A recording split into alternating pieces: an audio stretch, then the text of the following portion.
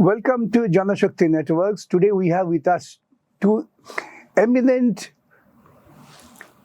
public intellectuals.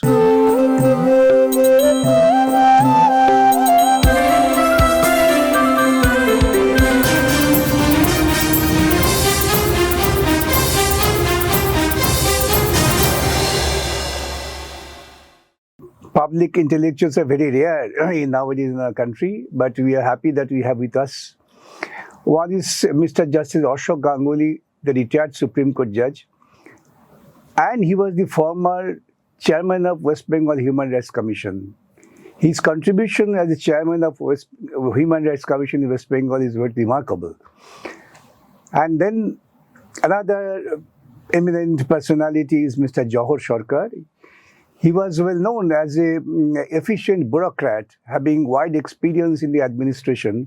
That apart, he has shown the courage to relinquish his assignment as Rajya Sabha Sadasya, Rajya Sabha Parliament membership from Rajya Sabha, on protest and deliberate protest, expressing his deep concern about the huge corruption and unlawfulness in the state West Bengal. We have today with them with us. We will discuss the current situation of the state, and we'd like them to throw their light on the whole issue, give their opinion, suggestions to the common man how to combat this odd situation. I would first request Justice Ganguly, what would be your impression and what would be your guidance to the common people to combat this very horrendous situation? Well, by horrendous situation, I mean you point out these two incidents of rape and atrocities on women. Yes, sir. One in Advocate Medical College, the other in the Law College, recently which has happened. Now, both the incidents, there are connecting links between the two. You see, in both the incidents, there are ample evidence of participation by those who are very close to the ruling dispensation in the state. You see, and in the first incident, something which is more disturbing was that the state was actively busy in trying to shield the culprits and trying to destroy the evidence against them, for which including one OC was arrested. Some higher-ups should have been also put within the net of investigation, but they were not done. That is, I don't know what CBI is doing in this matter. But in the second case, the police has done a fairly reasonably good job. But in the second case, there is one difference. That is, in this case, there is no allegation against the state or the state agencies of trying to corrupt the criminals or trying to hush up the evidence. Because this has happened because of the huge public commotion which has immediately come after the first incident of rape in the Arjikot. There was, I would say, in recent history, such a public participation and public commotion over the rape of a young doctor has never taken place.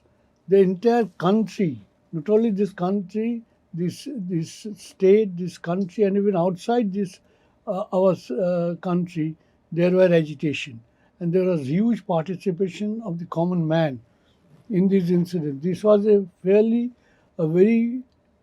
important democratic movement of this decade.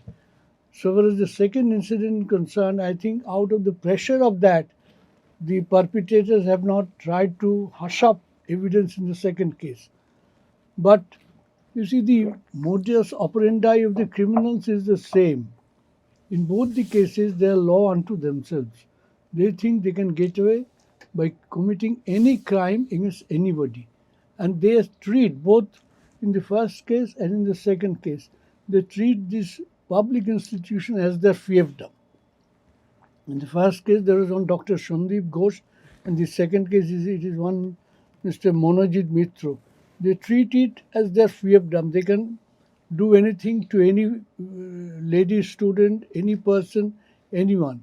and there is an undercurrent allegation, not allegation, there is undercurrent evidence, clear evidence of huge money changing hands.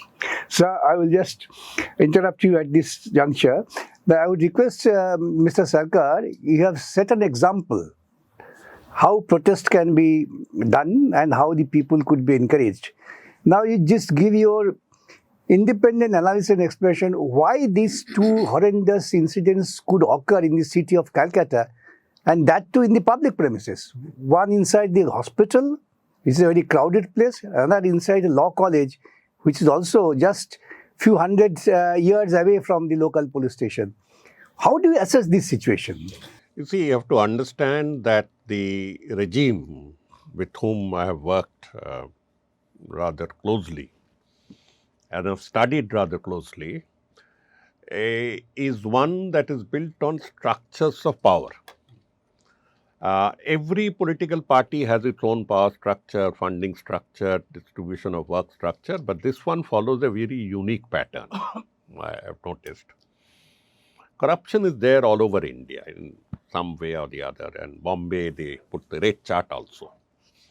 Now, what happens here is the TMC operates through a system that is the closest to Mansabdari, Akbar's Mansabdari system, wherein you were assigned an area, told to protect it with that number of horses, 1,000 Hajari, 5,000 Panch Hajari and all that, and after that you could do whatever you felt like to extract your revenues from them. They are following a Mansabdari pattern, which is the reason why nothing has ever gone to the number one, because number one is not involved in this handling of these day to day. So, what happens in a Mansabdari system comes here the old Congress system of having at least 3 factions per mohalla. This is an old tradition from the freedom struggle days that you have already had 3 to 4 contending people who represented the Congress leadership. Unfortunately, I have to name a party, but that's a tradition. There's no one single identifiable. No one command, you mean to say? No one command. So what happens is these 3-4 local leaders vie for collection of funds through illicit means, obviously, or from cuts from public projects, and then become power centers unto themselves. Every week, we hear of gang wars within the TMC where somebody has died. Gang wars within a party are not heard normally all over India. So, these two incidents are expressions of that power and hegemony, that recklessness that I am above the law. It's similar to the impunity with which the BJP gets away with its assault on the minorities, with its cow vigilante groups, because they know there will be nobody in the law to touch me. So, local administration has been, or the local police has been pulverized, has been subordinated to such an extent that they know exactly what is happening. I have been in administration, so I know that the police, there is nothing that the police or the local corporation person not aware of the situation. Nothing. You can't even change your window without somebody noticing and reporting. So, they know what is going on, but they are not taking action. But I would take on from where Justice Ganguly has said, the two are a little different in a way that RG Kaur was a stone at a hornet's nest. It was a pyramid and continues largely unchanged to be a pyramid of power and corruption. Power in the sense of who gets posted where and everything. We have heard of this question of the North Bengal lobby and all that. So, you have a series of people like this MLA, Dr. Roy and others who have used the structure. You have a former MP, a colleague MP who used to lord it over. They treated RG Kaur as a base from which they made money from supplies, surgical disposals, from everything. And they took into account the a large section of lumpenized youth of the locality. the ones who came and splashed the agitation on the night of the 14th. They have not been caught till today. They destroyed the entire. They destroyed the entire evidence and went Emergency off. So, you have there a larger section of, what shall I say, involvement of bigwigs, which is the reason why the CBI has stopped short of being able to prosecute the others. Now, you have to understand that the High Court cannot control this business, because according to the law, both of you are men of law, the disposal will be in the concerned magistrate's court or the judge's court. And at the disposal stage, much of it depends on the presentation of the charge sheet and evidence. The CBI in Bengal has been inundated with deputationists from the Bengal police and Calcutta police. No, that's the structure of CBI. Ah. CBI doesn't have his own cadre strength. So they have taken, They take and on I loan. suspect, it's only my suspicion that exemplary action is not being taken because they have got messages to go slow. Now, that was Arjikar. In this case, this is a more blatant example of what is happening in the power structure of the students, the Chhatro portion. The TMCP Chhatro community has been playing havoc for the last 10-15 years. And everybody knows that before any admission, you would have to go and register, pay money. Everybody knows these games. Now, I am given to understand that part of it has been reduced because of the backlash that it was having. The student leaders were enriching themselves, but perhaps not passing on elsewhere. So, they've been cut to size by digital. You mean to say the 75-25 ratio has not been maintained? No. But it is symptomatic of the malaise in the sense that the impunity and the arrogance, the absolute hegemonic power that they have, the display of complete untrammeled hegemony is an offshoot of the power structure that I have just described. Sir, as I hear from Mr. Sarkar, that the corruption is really the basic reason and the root cause. Don't you think that this is a unique system evolved after 2011? The entire administration was involved in corrupt practices along with the political dispensation. The one of the modes of corruption is to reduce the administration to a mere spectator. That is how corruption can thrive. You see, the entire police machinery, the administrative machinery has been reduced to nothing. They have to act in a selective manner. They cannot follow the law. They are not servants of the law. They are servants of their big bosses. And if I may say so, without much fear of contradiction, there have been many governments which I have seen in my days, younger days. There has never been a government installed in this state which is as corrupt as the present one. In the functioning of this present government, corruption is the rule. The other thing is an exception, which is hardly there to be seen. Corruption is the main rule. In everywhere, you might be knowing it better, you're doing cases personally. In appointment of teachers, in appointment of doctors, in appointment of professors, even appointment of vice chancellor. The entire education system has gone for a toss. This is very scary. Tomorrow, where will we get our teachers from? Where will our future generation will take their classes? Who will give them the lessons? Have you thought of that? It's a completely dark situation, completely dark. Generations are doomed in this fashion. Only a handful of them are able to send their boys to English medium schools and then to universities outside. What is happening to the majority of the students in Bengal, West Bengal? The marginal section is gradually thrown out of the arena of education. Yes.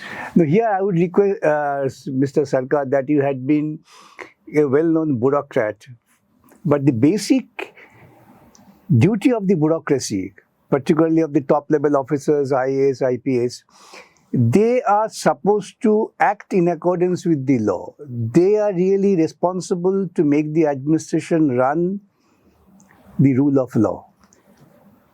Why this situation arises that the big top officers, they are also yielding themselves towards these corrupt practices?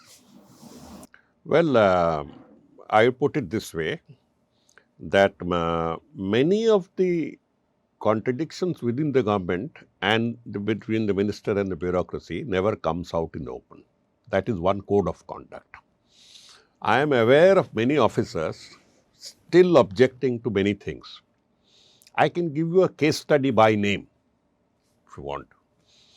Dr. Subroto Gupta, IIT, a brilliant chap who came to the service in front of my eyes, and I saw him groomed, saw him go up to be one of the finest officers.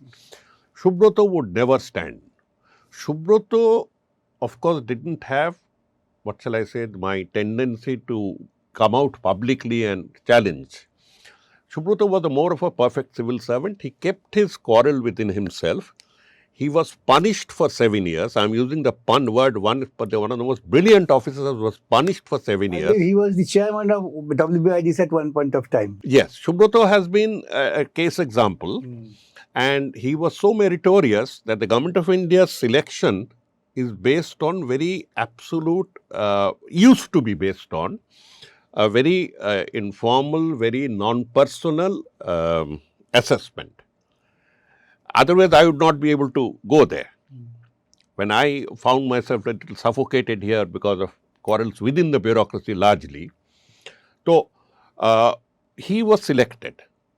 Do you know that every year the list of officers that come out for selection as additional secretary, joint secretary and secretary, it is only 0.001% that makes it to the grade of secretary for those who sat. Very small percentage. Now, Subroto was one of those who was selected, in spite of all the trouble that he had, because his assessment by his superiors was reasonably fair. They said he has problems with the political people, but they gave him as he was not allowed to go. Now, he is not the only one. There are about 8 to 10 officers who are just not allowed to go to the Government of India to serve. And there are officers who have never moved outside the city of Calcutta in their whole lives. So, There are. So you have both types. Now, for those who need to cling around the city of Calcutta, they are willing to go in for many compromises. For those who couldn't care less, they can take this step, because for a bureaucrat to come up in an open fight with a minister, unfortunately I had it twice or thrice. I'm apologetic about it at the end of it. That should not have happened, but there were circumstances beyond my control. If the minister uses such language in public, I have to retort. So, but that is, I am not putting that as a model. The best model is that if you can't agree with this government, you leave. And to do that, you have to have the minimum qualification for being selected and empanelled. There are officers here who are selected and empanelled who are not allowed. Now, this flaw in the All India Service Rules means that applies to police also, that they know they are captive here. They are captive here. And whatever arguments they have to keep within themselves. Not everybody can dramatize and walk off once, twice, thrice. So, that is one. The second is a large section has become corrupt. I know of a chief secretary who was totally corrupt. I know of not one, two recent times. I know of many officers who were corrupt for a long time. But if you now take away those conscientious officers who quarrel with their ministers, who don't agree but keep quiet, and you take away the percentage of those who are corrupt and are servile to every regime, the largest majority lacks the spine. Do you mean to say, sir, that if the political bosses are corrupt, they will definitely encourage the corrupt officers. Yes. And there would be a good combination of corrupt bureaucrats and corrupt political leaders. Absolutely, it's like And Radhakrishnan. that led to West Bengal today to such a situation. That is one of the major reasons, If the officer finds, if a district magistrate finds that his people are facilitating people who are smuggling coal or going in for smuggling of cattle or whatever. So, if he feels that this is going on, and he may also be tempted, maybe also, so these I call the marginal ones. It's a honeymoon between corrupt politicians and the corrupt bureaucrats. But most of them are still... There are good people. But they are still, as I said, most of them are still too house-trained. Okay. Too house-trained to be rebellious. Sir, you Too have, house-trained to be, you train... out of your experience as a judge, both in the High Court and the Supreme Court, not only this Calcutta High Court, you have also served other High Courts. What would be your suggestion from a constitutional point of view to combat this honeymoon between the corrupt political leaders and the corrupt bureaucrats? And what would be the duty of the common man who gives vote to put somebody into power? You see,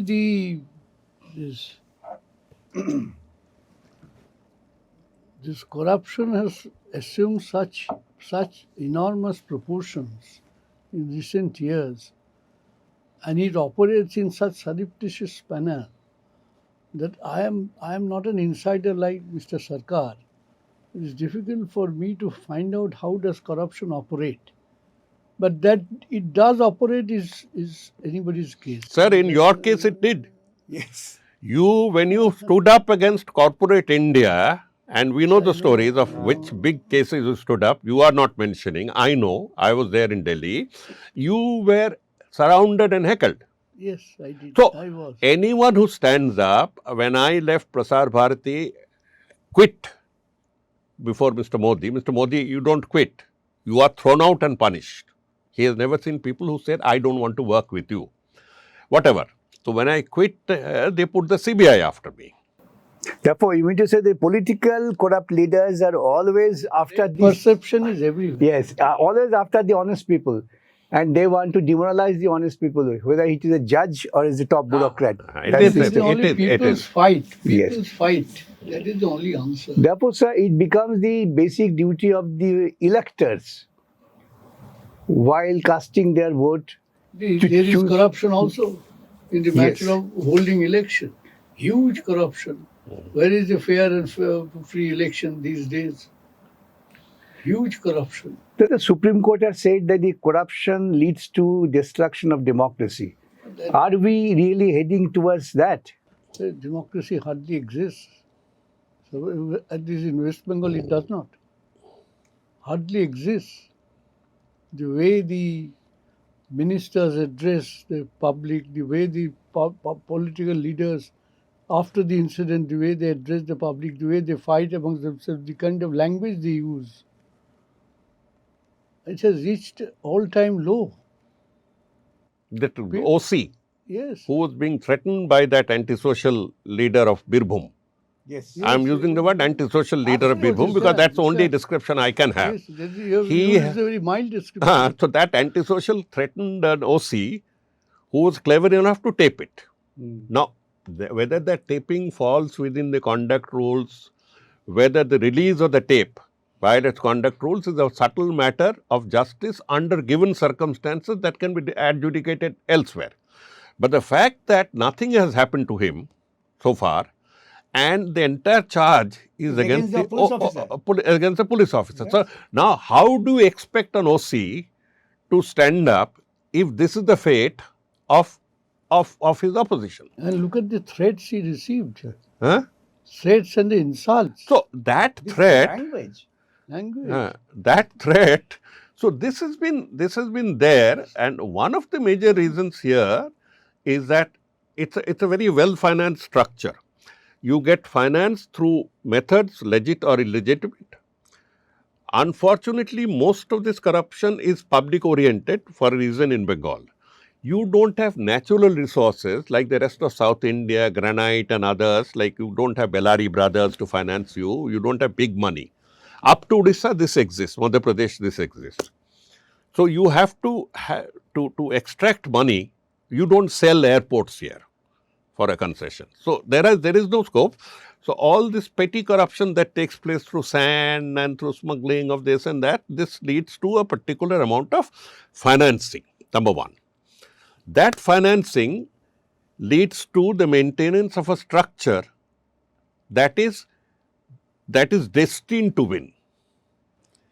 Each area is allocated to contending, as I said, contending rival local chieftains, and said this side of the road, if the 2 polling stations we don't win, you lose your job. What it means is not your. I will reward you if you can have 100%. If you can get higher. So also so this thing, so it is becoming an invincible electoral machinery against whom people are so frustrated that there is so much frustration. People said, "Ki hobby?